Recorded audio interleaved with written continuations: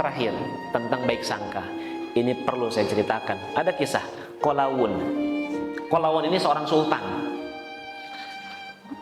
Tapi sebelumnya, ketika dia masih kecil, dia punya seorang ayah. Ayahnya budak. Ayahnya seorang budak. Ayahnya seorang budak punya impian, punya target, punya cita-cita. Dia pengen mati dalam keadaan syahid. Tapi dia bilang ke diri dia begini, kalau saya jadi budak terus, saya agak sulit rasanya bisa mati dalam keadaan syahid. Ini niat yang mulia. Saya harus keluar, harus resign dari budak, supaya saya bisa punya peluang yang lebih besar untuk mati syahid. Akhirnya, jadi kalau budak beda sama karyawan. Jadi jangan dianggap gampang lah keluar dari budak. Cukup ajukan surat pengunduran diri. Nggak bisa. Sistem budak itu harus ditebus, baru bisa bebas, baru bisa merdeka. Dan tebusannya mahal. Maka ayahnya Qalawun, dia kerja tuh Senin sampai Ahad, liburnya cuma 1 hari, Jumat. Dan bahkan Bapak Ibu kalau budak itu nggak digaji. Jadi kalau ada misalnya perusahaan ya yang nggak ngegaji karyawannya, berarti dia sama aja mempekerjakan budak. Budak tuh nggak digaji, nggak ada gajinya. Apalagi berharap UMR, nggak ada, nggak mungkin, mustahil. Budak itu memang betul-betul ya harus nunduk, dan kapanpun disuruh kerja, mau malam, mau pagi, siang, sore itu harus kerja. Bapaknya Qalawun, ayahnya Qalawun ingin memerdekakan diri, makanya hari Jumat ketika libur dia kerja sambilan. Dia kumpulkan uang, singkat cerita, uangnya terkumpul, lalu sudah cukup untuk menebus dirinya, ditebuslah diri dia sendiri. Akhirnya dia merdeka. Ketika merdeka, dia bilang sama anaknya, nak, kita harus menuntaskan impian kita, yaitu mati dalam keadaan syahid. Untuk syahid, kita perlu kuda perang. Yuk kita nabung, kita beli kuda perang. Uang terkumpul lagi, beli kuda.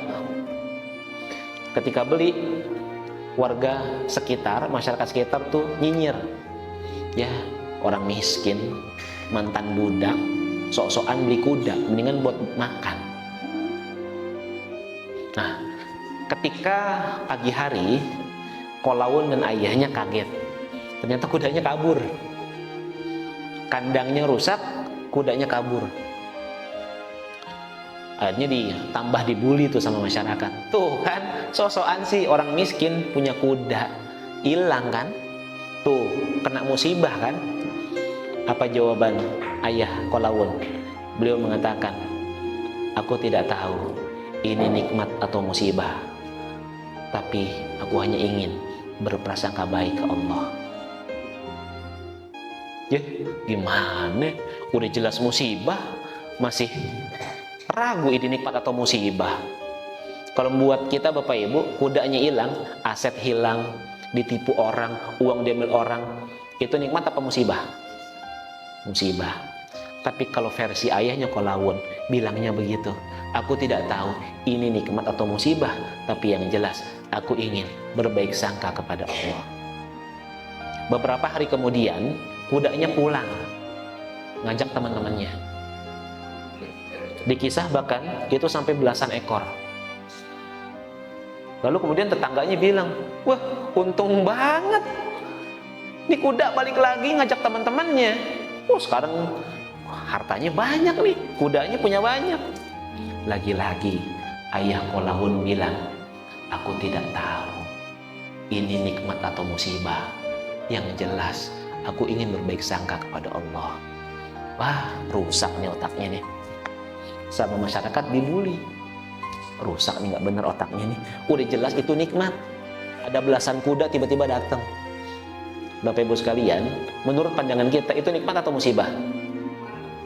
Nikmat. Tapi kalau menurut ayahnya Qalawun, aku tidak tahu ini nikmat atau musibah. Yang jelas aku ingin berprasangka baik kepada Allah. Lalu kemudian beberapa hari kemudian, beberapa bulan kemudian, Qalawun diajari naik kuda. Jatuh, kakinya patah. Masyarakat ngebully lagi. Ya, kena musibah. Kan dikata udah nggak usah punya kuda.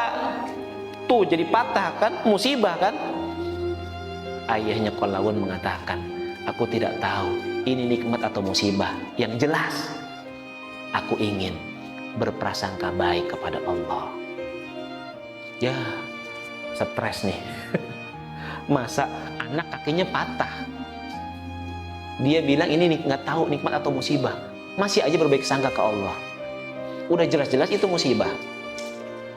Ternyata beberapa waktu kemudian ada perintah wajib militer.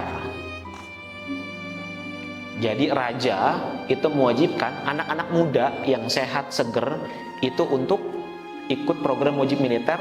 Lagi ada perang saudara di daerah situ, sesama muslim. Bapaknya bilang, nak, mudah-mudahan kamu gak kepilih ya. Karena kalau kamu kepilih, kamu harus ikut wajib militer dan kamu harus perang saudara sesama muslim. Iya, kalau kamu hidup, kalau kamu meninggal gimana? Meninggal dalam keadaan berperang terhadap umat muslim. Dan kalau sistem kerajaan yang namanya wajib militer itu wajib, nggak bisa enggak.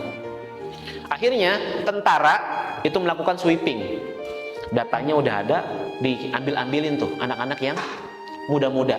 Ketika ke Kolawun dilihat, ini kaki kenapa? Waktu itu jatuh dari kuda, akhirnya patah. Wah, ini mah nggak bisa wajib militer. Ya udah, saya tunggu sampai sembuh ya, nanti kalau sembuh kabarin. Tetangga-tetangganya itu pada nangis. Ya Allah, anak saya dibawa, suruh ikut wajib militer. Enak banget tuh, ayahnya Kolawun, anaknya nggak disuruh ikut. Wah, kamu dapat nikmat yang besar. Apa kata ayah Kolawun?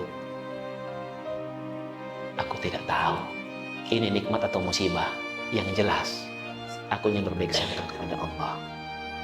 Beberapa bulan kemudian dikabarkan seluruh pemuda yang disuruh wajib militer itu semuanya meninggal.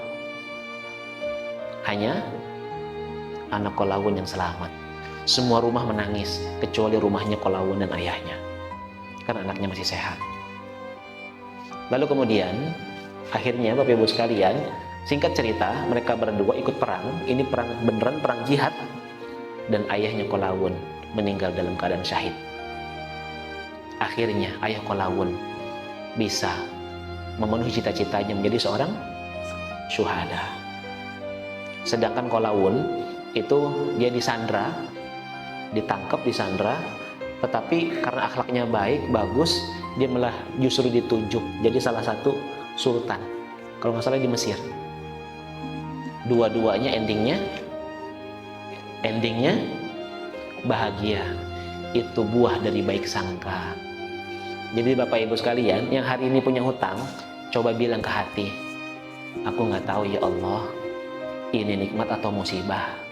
Yang jelas aku ingin berbaik sangka kepadamu.